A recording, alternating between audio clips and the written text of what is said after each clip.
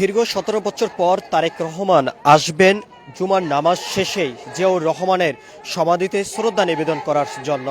এমন আগমনকে ঘিরেই ব্যাপক নেতাকর্মীদের ঢল নেমে এসেছে শহীদ জিয়াউর রহমানের সমাধিতে। দীর্ঘ ১৭ বছর পর তারেক রহমানের আগমনকেই স্বাগত জানিয়েছেন সর্বস্তরের জনগণ। আমরা আপনাদেরকে জানিয়ে রাখতে চাই, শহীদ জিয়াউর রহমানের সমাধি ঘিরেই ব্যাপক নিরাপত্তা জোরদার করা হয়েছে। শুরু থেকেই ব্যাপক আইনশৃঙ্খলা রক্ষাকারী বাহিনীর তৎপরতা আমরা দেখেছি। এর পাশাপাশি শহীদ জিয়াউর রহমানের সমাধির ভিতরে প্রবেশ করতে প্রধান যে ফটকটি রয়েছে সেখানেও ব্যাপক নিরাপত্তা জোরদার করা হয়েছে।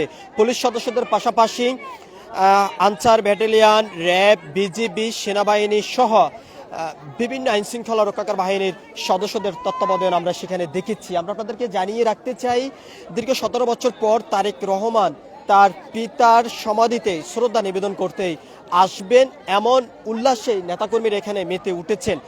আমরা আপনাদেরকে একটু সরাসরি দেখানোর চেষ্টা করছি দেশ রূপান্তরের ক্যামেরার মাধ্যমেই, যে যুবদল, ছাত্রদল, মহিলা দল থেকে শুরু করে বিএনপির অঙ্গ সংগঠনের নেতাকর্মীদের ঢল নেমে এসেছে শহীদ জিয়াউর রহমানের সমাধিতে। আমরা আপনাদেরকে আরেকটি বিষয় জানিয়ে রাখতে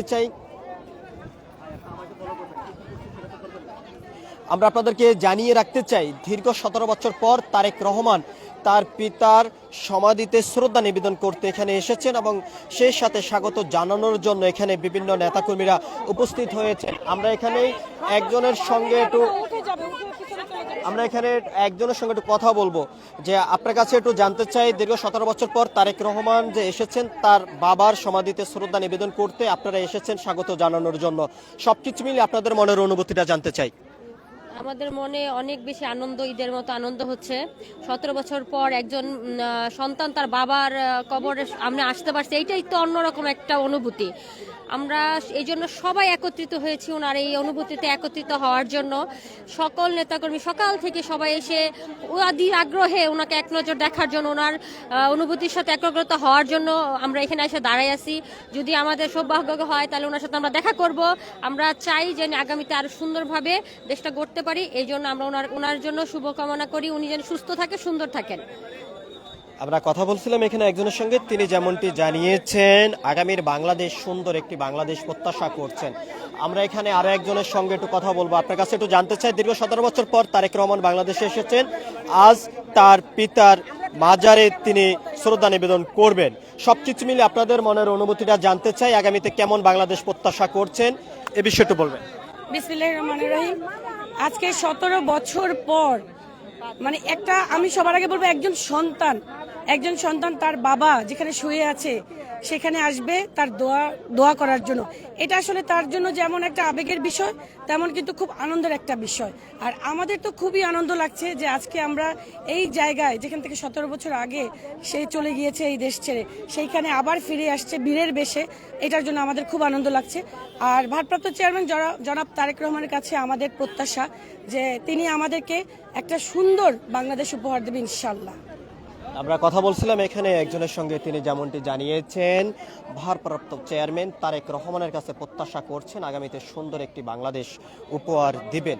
আমরা আপনাদেরকে একটু দেখানোর চেষ্টা করছি দেশ রূপান্তরের ক্যামেরার মাধ্যমে। এখানেই আজ তারেক রহমানকে স্বাগত জানানোর জন্য হাজার হাজার নেতাকর্মীদের ঢল আমরা দেখতে পাচ্ছি। পাশাপাশি যুবদল, ছাত্রদল, মহিলা দল সহ বিভিন্ন অঙ্গ সংগঠনের নেতাকর্মীদের উপস্থিতি আমরা এখানে দেখতে পাচ্ছি। আপনারা দেখতে পাচ্ছেন দেশ রূপান্তর ক্যামেরার মাধ্যমে বিভিন্ন নেতাকর্মীরা আজ এখানে উপস্থিত হয়েছেন।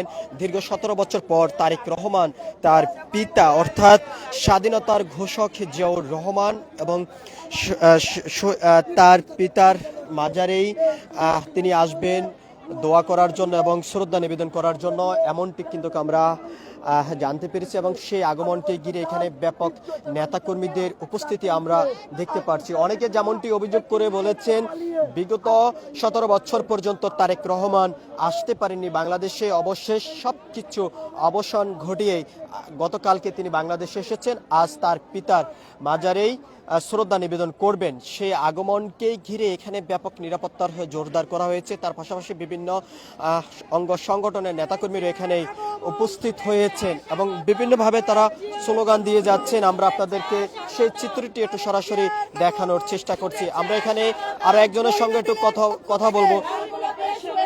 মহিলা দলের পক্ষ থেকে আপনার কাছে একটু জানতে চাই, দীর্ঘ 17 বছর পর তারেক রহমান বাংলাদেশে এসেছেন, আজকে শহীদ জিয়াউর রহমানের মাজারে শ্রদ্ধা নিবেদন করবেন। আজকের দিনটাকে ঘিরে আপনাদের মনের অনুভূতিটা কেমন একটু জানতে চাই। আমাদের দীর্ঘ 17-18 বছর পর তারেক রহমানদের আমাদের মাঝে পেয়ে আমাদের ঈদের থেকে আরো বিপুল বিপুল আনন্দ লাগছে।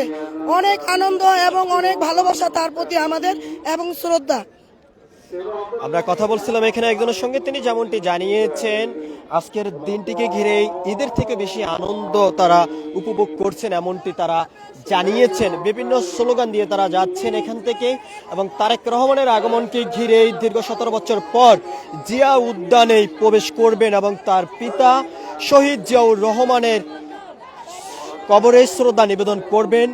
এমন আগমনকে ঘিরেই দীর্ঘ 17 বছরের কোনো চিত্র দেখা যায়নি, এমনটি কিন্তু অনেকেই জানিয়েছেন। সবকিছু মিলিয়ে যদি আমরা আপনাদেরকে জানিয়ে রাখতে চাই, নেতাকর্মীদের ভিতরে ব্যাপক একটি আনন্দ উল্লাস আমরা দেখতে পাচ্ছি এবং সেই আনন্দ উল্লাসের মধ্য দিয়ে তারেক রহমানকে স্বাগত জানানো সহ তারা যে জিয়াউর রহমানের মাজারে শ্রদ্ধা নিবেদন করবেন সেই শ্রদ্ধা নিবেদন সহ তারা আনন্দ উল্লাস সেখানে করে যাচ্ছেন।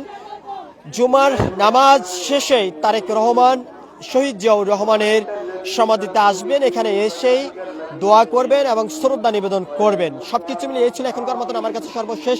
পরবর্তী আপডেট পেতে সবাই দেশ রূপান্তরের সঙ্গে থাকুন। ধন্যবাদ সবাইকে।